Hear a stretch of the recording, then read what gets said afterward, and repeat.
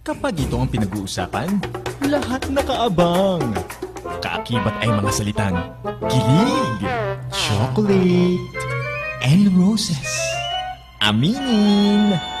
Ito ang most talked about topic, pag-ibig. Yeah!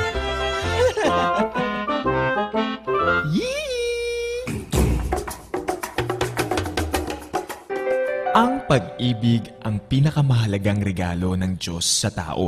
Dahil dito, we find meaning and we can paint the right colors to life. As one famous adage says, love can make the world go round.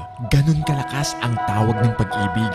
Subalit nakakalungkot isipin sa panahon at henerasyon ngayon, tila naiiba na ang pamantayan at deskripsyon ng pagmamahal.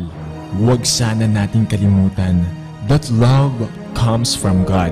He first loved us. That's why we know how to love.